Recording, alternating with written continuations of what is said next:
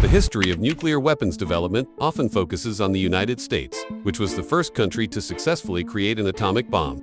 However, today, 10 nations have developed their own nuclear programs. Some worked together, while others operated in secrecy, using espionage and competition to achieve their goals. Each country's journey is as significant as the well-known Manhattan Project, yet many of these stories remain untold. This account explores the global race among these 10 nations to develop nuclear technology. It also looks at other countries that came close and those that may soon join the list. The story begins in 1938 when German scientists discovered nuclear fission, the process of splitting atoms to release a large amount of energy through a chain reaction. In 1939, Albert Einstein warned the United States about the dangers of turning this discovery into a weapon. The United States became the first country to create nuclear weapons after a long and highly secretive project. During World War II, this project, known as the Manhattan Project, involves scientists from the US, UK, and Canada working together on a massive scale. Nearly 1% of the United States' entire GDP was spent on the effort, as they raced against Nazi Germany, which was also trying to develop nuclear weapons but with much less success. By the time Germany surrendered, in May 1945, the war in Europe was over, but the conflict in the Pacific continued. In July, as world leaders gathered at the Potsdam Conference to decide Germany's fate, President Truman received a classified update. America had successfully detonated the first atomic bomb in New Mexico. This moment signaled a turning point in global warfare. During the conference, Truman hinted to Stalin that the US had developed a weapon of unprecedented power and planned to use it against Japan. Stalin showed little reaction, but privately, he was deeply concerned. The Soviet Union had already initiated its own nuclear weapons program and had operatives embedded in the American Manhattan Project. Despite this, learning that the US had successfully built the bomb before them only intensified Stalin's urgency to accelerate Soviet efforts. They used American blueprints as a reference, but remained cautious, ensuring their own research was thorough. The effort paid off sooner than the US had anticipated. By 1949, the Soviets successfully detonated their first nuclear device, the RDS-1, in Kazakhstan. With America's monopoly on atomic weaponry shattered, a new arms race began, setting the stage for decades of Cold War tensions. Meanwhile, the United Kingdom became the third nation to develop nuclear weapons. Although Britain had been one of America's closest allies during World War II, the US did not share its nuclear advancements with them.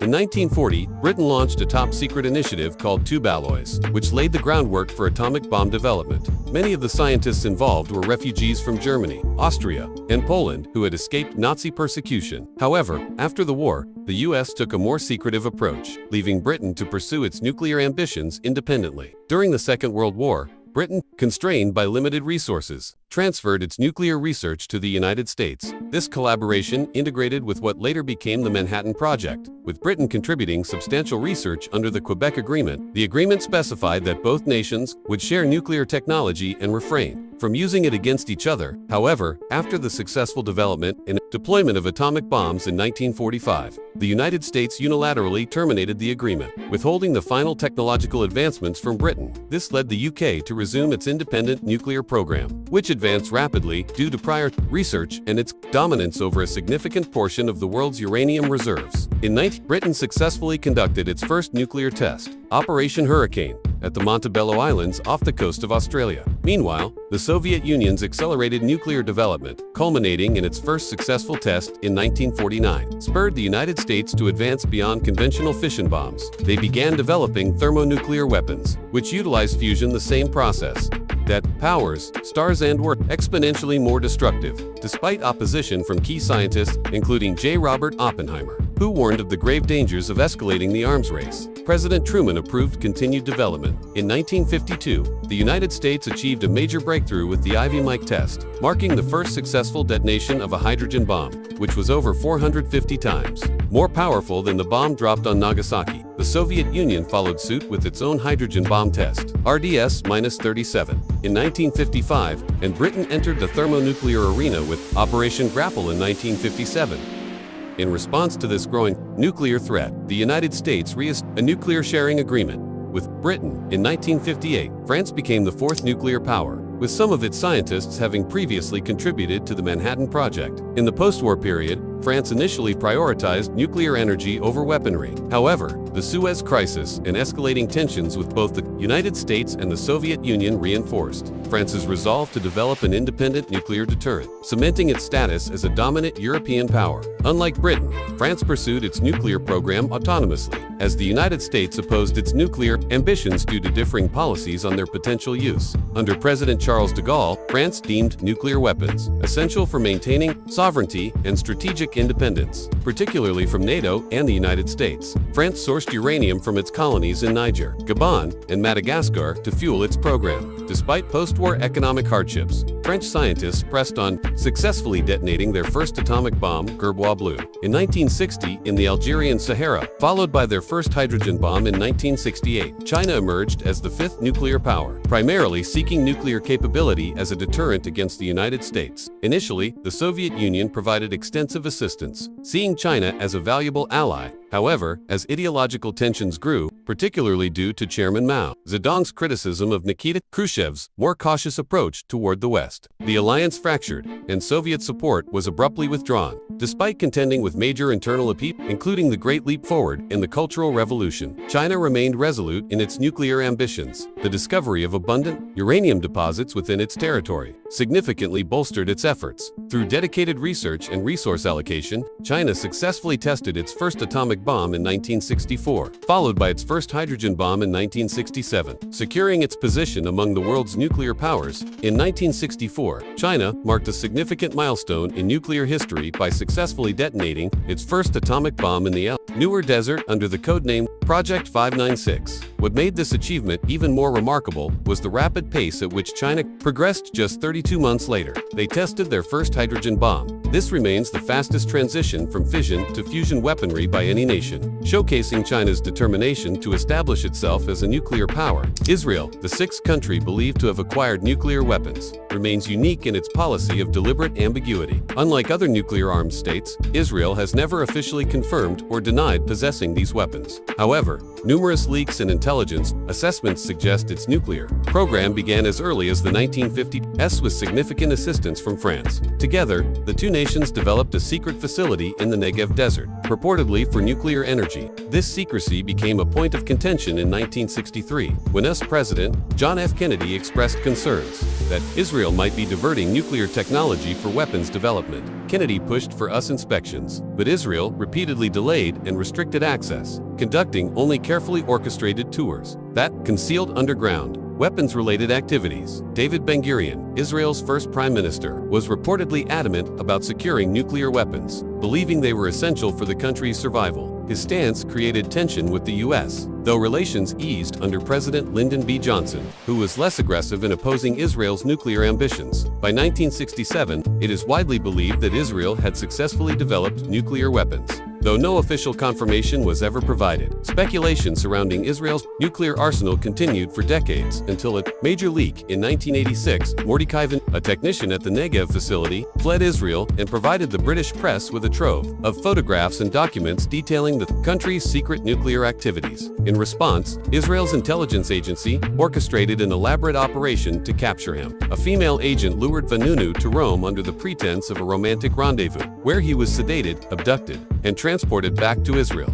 He was convicted of espionage and treason in a closed-door trial, receiving an 18-year prison sentence. Even after his release, Vanunu has been subjected to strict speech and travel restrictions, with repeated rearrests for violating parole conditions. His disclosures also fueled speculation that Israel had advanced thermonuclear capabilities. India became the seventh nation to join the nuclear club, driven by the need for strategic deterrence against both Pakistan and China. While its nuclear research began in the 1940s, progress accelerated after India's defeat in the 1962 border war with China. Initially, India pursued nuclear energy with assistance from countries like the US and Canada, but much of this technology was secretly repurposed for weapons development. This culminated in 1974 with the successful test of its first nuclear device, codenamed Smiling Buddha, in the Rajasthan Desert. India framed the explosion as a peaceful nuclear test, though it clearly demonstrated the country's entry into the realm of nuclear-armed states. Each of these nations' journeys into nuclear weaponry reflects different geopolitical motivations, strategic necessities,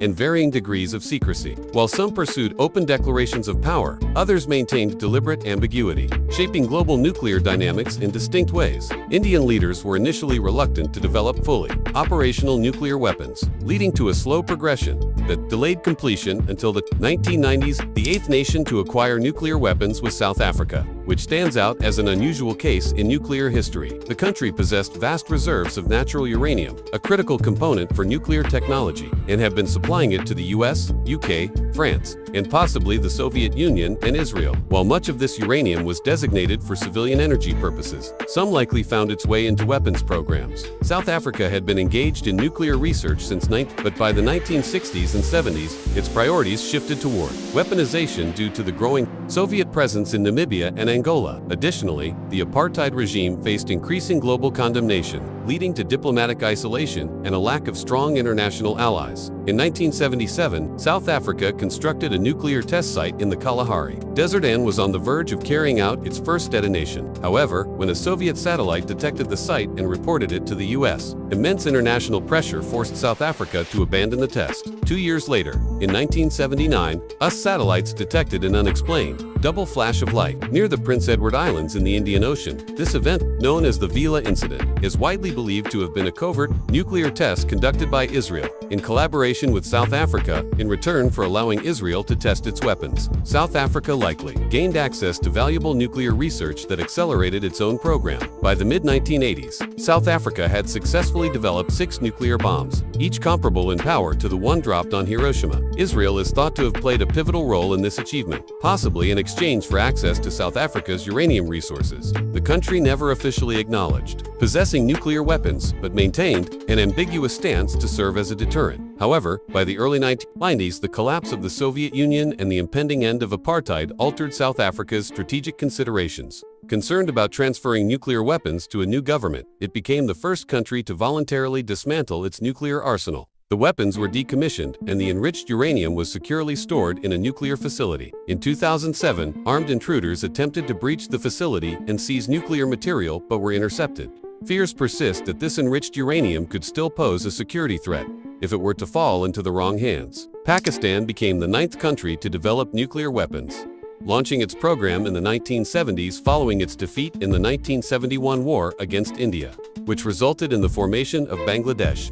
Determined to counter India's nuclear capabilities, Pakistani leaders famously declared that even if they had to eat grass or leaves, they would acquire nuclear weapons. India's first nuclear test in 1974, codenamed Smiling Buddha, further intensified Pakistan's resolve. A key figure in its nuclear advancement was scientist Abdul Qadir Khan, who clandestinely obtained classified uranium enrichment technology while working at a Dutch nuclear facility and smuggled it back to Pakistan. China also played a crucial role by supplying materials, technical expertise, and bomb blueprints. As a regional adversary of India, China saw strategic benefits in bolstering Pakistan's nuclear capabilities. Despite mounting evidence of Pakistan's nuclear ambitions, the US largely overlooked its activities. Pakistan was a critical ally in countering the Soviet invasion of Afghanistan, and Washington prioritized this geopolitical partnership over nuclear non-proliferation concerns. By 1998, Pakistan had successfully developed and tested nuclear weapons. This milestone followed India's detonation of 5 nuclear devices, including a thermonuclear bomb, cementing both countries as nuclear-armed states and escalating their long-standing rivalry. Several weeks after India's nuclear tests, Pakistan responded by conducting 5 underground detonations in the Roscoe mountain range, marking its entry into the ranks of nuclear-armed nations. Unlike India, which follows a no-first-use doctrine stating that its nuclear arsenal is purely for deterrence and will only be deployed in retaliation, Pakistan maintains a first-use policy. This stance allows Pakistan to employ nuclear weapons at its discretion, even in conflicts where nuclear arms have not been used against it. This policy has raised global concerns, but has also been credited with deterring large-scale Indian military responses in various conflicts. An Indian military spokesperson acknowledged that Pakistan's nuclear posture has made India cautious about conventional strikes, fearing potential escalation. A key figure behind Pakistan's nuclear program was Abdul Qadir Khan, who infamously acquired nuclear technology from Dutch sources. In 2004, he admitted to illicitly distributing nuclear technology to North Korea,